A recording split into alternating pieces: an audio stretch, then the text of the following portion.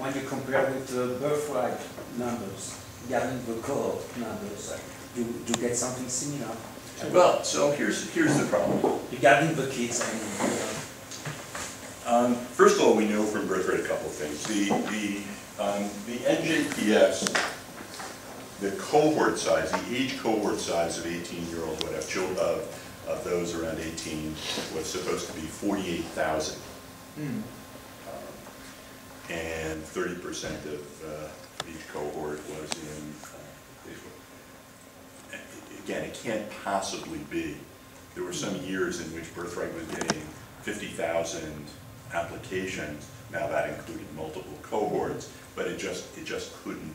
Well, what would be more likely number? So we're using what we believe is that by religion, the cohort size is currently something like 67, 68,000, and that there's probably an additional group of people who are Jewish by some other criteria.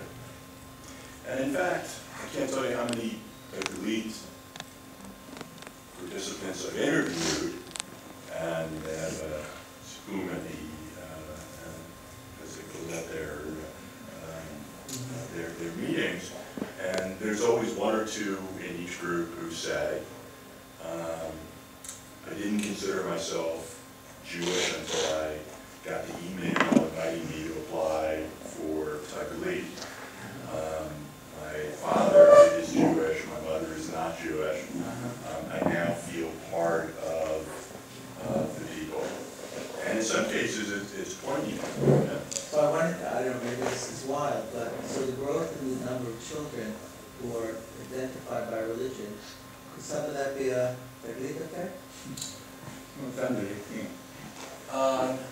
Oh, under 18. No, but under it's based on 18 to 24. Yes, absolutely. It could be a Taglit effect. Okay. So coming back to my question, so you said, if you say that it's something 67,000 by cohort, Right. and even more than that, Okay. let's say 80,000 by Right. cohort, do you expect for under 18 it should be this number? Yes. Yes. I don't know, 18 times. That's another million.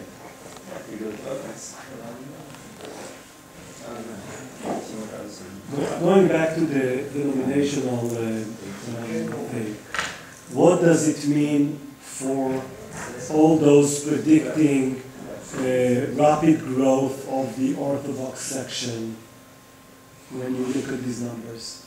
Because this seems to contradict many of these predictions. So there has been growth in the Orthodox sector, But not an affiliation. Huh? But not an affiliation.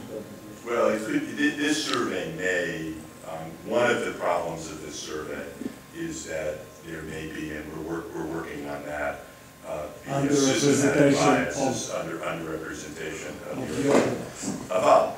Why?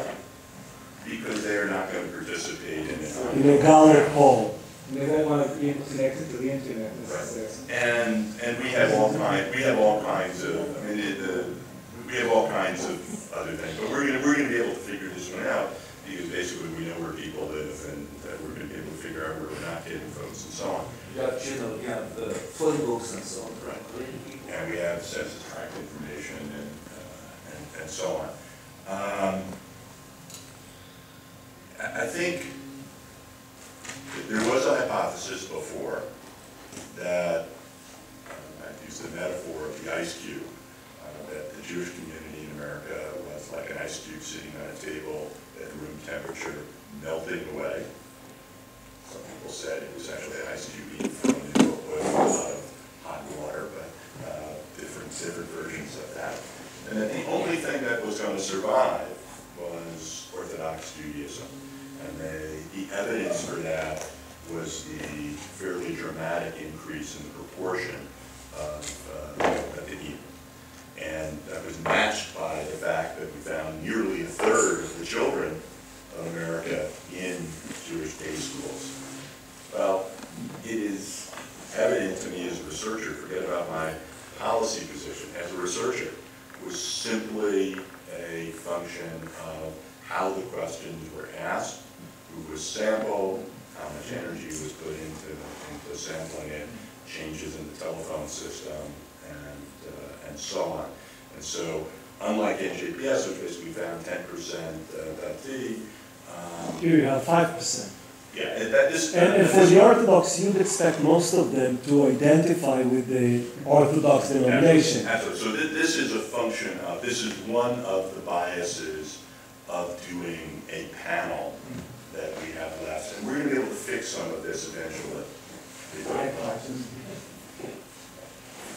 So don't take this as, I would like to ask about a particular group of American Jews. I mean, you mentioned the big immigration in the 90s. You probably referred to the former Soviet Union. So my question is, do you know how many Jews from the former Soviet Union actually live in the United States? Because I mean, I used to study them, and I heard all the time complaints from the community leaders that they do not know that they arrived in the cities through the immigration, whatever, and very soon they prefer not to be affiliated with the community and so on and so on. And do you think that this group is presented or underrepresented in your survey? Do you know anything about the patterns of self-identity? I'm sorry, that's so many questions, because I mean, I just read a latest survey conducted in the former Soviet Union, in Moscow and some other cities, and 90% of the Russian Jews identify themselves according to non-religion. I mean, only 10, 15, depends, Jews by religion. The majority are not. So, if I had to guess, my guess is that 10% of this number are Russian Jews. Now, we have a next generation already. So, for example, woman Masha Lakshin, who runs my operation, came to America from Moscow at age 8, married another Russian from Moscow, who's 5 or 6 years older. They have 3 children. Is it a 5-member Russian family? Is it a 2-member Russian family? Whatever. My guess, though, is that, and you know this pretty well from Taglit, is that about 10% of the American Jewish population are Russians who are willing to say that they are Jewish. Mm-hmm. Can you estimate the number of Israelis and the sons of Israelis? Much more difficult. There's a recent study out, but it's wrong because all that we know in terms of immigration... You're talking about Uzravon and Milano? All we know is people who were born here, not people who have a darkon.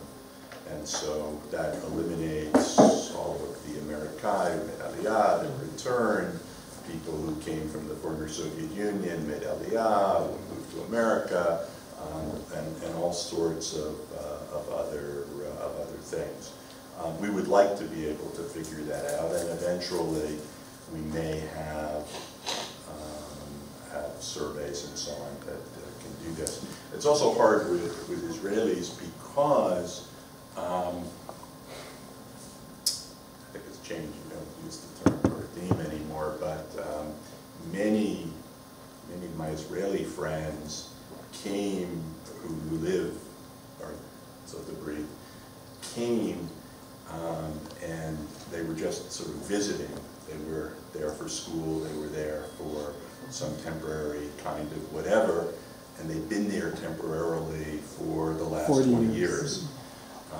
And so all of the different statuses are hard to measure, and that's, especially today, when because of intellectual commerce and commerce, there is such a major exchange. But are they in there in this number? So